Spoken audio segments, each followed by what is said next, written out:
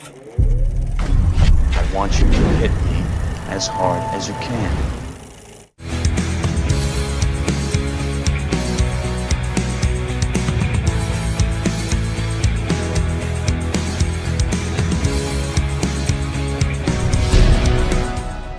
Hey everybody, it's Chris Bumbray here again for JOBLO.com with another Best Movie You Never Saw, and this week we're taking a look at Christophe Gans' Brotherhood of the Wolf. A big budget French production, it still ranks as the second highest grossing French language release in the United States since 1980, making over $11 million in its 2002 limited release. But in the 18 years since it came out, I have to say, it's kinda sunk into obscurity. Now, the film was director Christophe Gans' follow-up to his cult hit Crying Freeman, which never really got much of a release in North America, and it reunited him with star Marc Dacascos, as well as a whole roster of the biggest names in French cinema from the era, including stars Samuel Le Bihan, Vincent Cassel, and of course Monica Bellucci.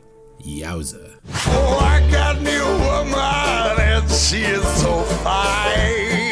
A unique blend of historical fiction and action, Brotherhood of the Wolf actually hit theaters in France a whole year before it did in the US, where it was a massive hit.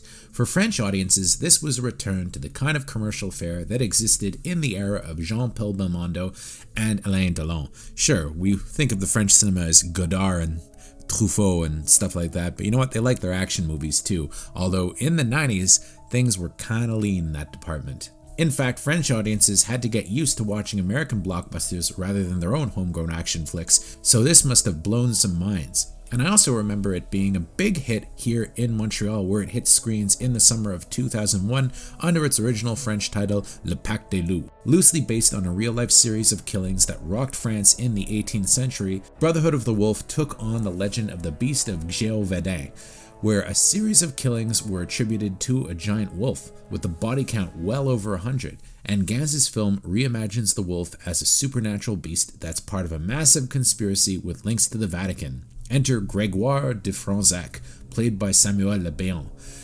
Louis XV's royal naturalist, as well as his Iroquois companion, Manny, played by Marc Dacascos, with the two of them unraveling the conspiracy through a series of dazzlingly choreographed fights.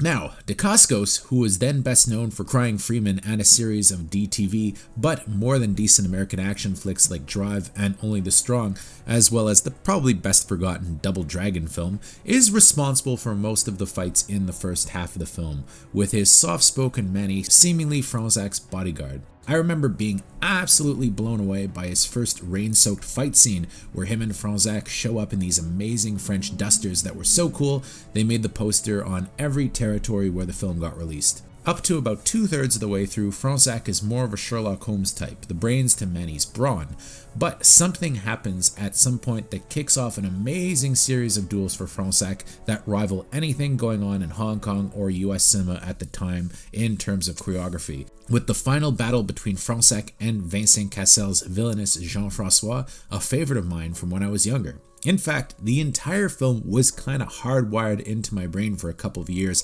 after it came out in 2002. Now, I was probably about 19 years old when it came out, maybe a little bit naive, and I remember that the mix of martial arts and swashbuckling historical adventure paired with Joseph DeLuca's amazing score was something I just could not get enough of, and I must admit, the addition of Monica Bellucci as a mysterious courtesan definitely played a big part as to why I liked the film so much, because I have to say, I was absolutely madly in love with her at the time. I mean, how could you not be? Looking back at it now, sure, some of Brotherhood of the Wolf is more than a little cheesy. Gans has never been a subtle director, and I actually hated his big budget follow-up Silent Hill, based on the video game. Yet, it can't be denied that he made one of the most dynamic adventure movies of the era, and it's really a shame he's yet to revisit the genre, although not for a lack of trying, with his big budget Corto Maltese recently getting held up in legal limbo. Bihan and Dacascos, for some reason or another, never quite happened as international stars, although I think probably for Le Bihan, he made a conscious choice to pursue his career in France, where he's been very successful. For his part, Dacascos, for a while got a bit of a boost playing the baddie in Jet Li's Cradle to the Grave, but he deserved to become a bigger star than he did.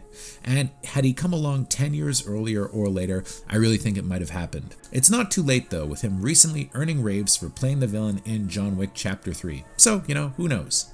In the end, Brotherhood of the Wolf is a terrific action epic, although beware of the English dubbed version, which kinda sucks. Do you know what sort of wolf we're up against? Gentlemen, my only certainty concerning the beast is that it's not a wolf.